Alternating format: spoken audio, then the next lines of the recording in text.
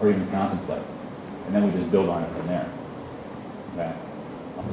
That's not what NLP is about. NLP is about observation, awareness, and flexibility. One of the key components of NLP, one of the presuppositions is what they call the law of requisite variety.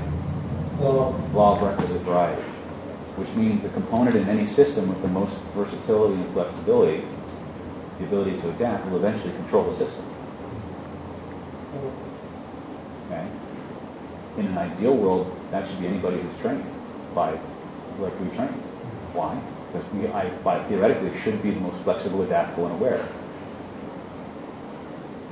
But we're not. The human condition is to default to a state of robotic, internally directed awareness. When we do that, we lose the keys to the kingdom. Does that help? Oh, yeah. Okay. What do you want to learn today? Anything and everything. I always get that. Yeah. Too much. Yeah, it's too much. Well, not. It's a lot to digest, of course, but, you know, the good thing it would be you go home and kind of dissect it and look through it again. There's a lot. I only this is the first time I ever told anybody about key stimuli. I usually reserve that for killer influence at higher level because there's a lot. You know, doing a lot of this stuff is like, you know, trying to move a mountain with a spoon. You know, you got to be real selective about the nuggets you pull out of there. But so okay. So I guess we're done then.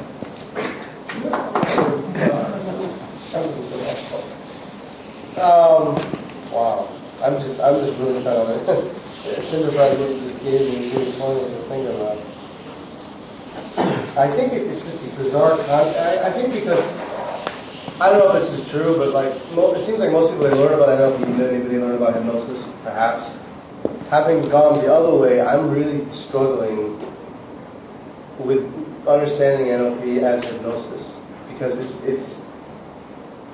it seems like it's I guess I could say it's a way to induce trance and to figure out what type of trance you want. Basically, it's more finite control of trance. Or I don't know how to reconcile it. Well, NLP is hypnosis. The thing you understand about it's probably most useful to understand about NLP is NLP is going to get very, very specific. They're going to get very, very structured in terms of what kind of information they're looking for. Okay. They're also going to spend a lot of time with what Mark Cunningham likes to call light trance states. But NLP likes to say that there's no such thing as depth of trance. Okay? But most people don't have enough command of their physiology. They don't push enough wattage through the system to elicit that phenomenon where there's just trance, where you can go from just basically talking just to having a full body, full-blown hallucinations and things like that. They don't have enough juice in their system. That's why we do the drills that we do. But NLP, as a rule, is really, it makes use of all the hypnotic operators. It's just going to custom design its delivery to fit the model and the structure, the cognitive structures that person uses to make sense of the world and then change it from the inside. It's going to concern itself more with the structure of how you code things. Like, some people might code a positive experience here, spatially in their body. Some people might code it here. And for some people, that coding system might mean that when I bring it closer to my body, it becomes stronger in terms of my experience of it. When I move it away, it gets less intense. Some people might be exactly the opposite. Some people, they bring it closer, they lose the feeling. Others, they move it away, it comes up. So NLP is going to concern itself with, the system already knows that spatial elements change our perceptions. We understand that. What NLP wants to find out is, how do you do it? And how can I use that in a way that gets you your outcome? Does that make sense? So is this sort of like criterion values? Not well. It's a parallel to criterion values. They're not, I can use criterion values hand in glove with a spatial relation, because for everything that we discuss, every idea, concept, nominalization, or process, there's a place spatially around you. I call it the grid. I'm talking about proxemics. Which I know, it's not a term NLP uses, by the way. That's bigger. But spatially around your body, imagine this big sphere. Almost like you know how you see like Iron Man or Mission Impossible and they're doing these virtual reality things and they're shrinking it and expanding it and shrinking that? Yeah. That's literally a representation of how we do things around our body in spatial locations. Our nervous system is literally projecting a filing system, a set of coordinates around our body where we store things that are positive, less than positive, true but no longer true, past and future.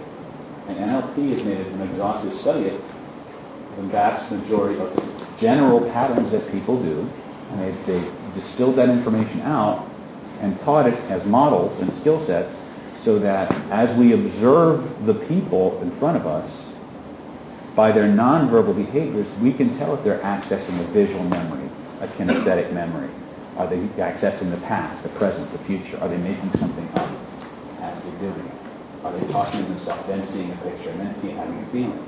Okay? And by understanding those structures, we can fit our message, our change work, into those structures, and it will be fully interpreted and have a direct impact on them. The best metaphor I have ever been able to give to anybody in this room, the age level is such that you'll probably get the reference. Anybody here ever see Star Trek Wrath of Khan?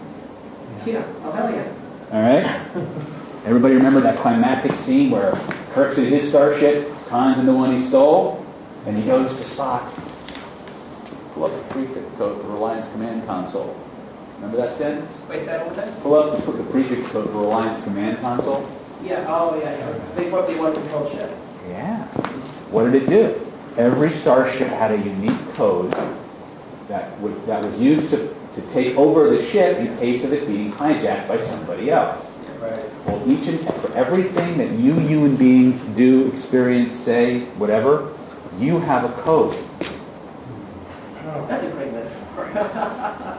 You have a code. Use brainworms to get it out of the freaking. And if I know your code, I can pretty much push your buttons.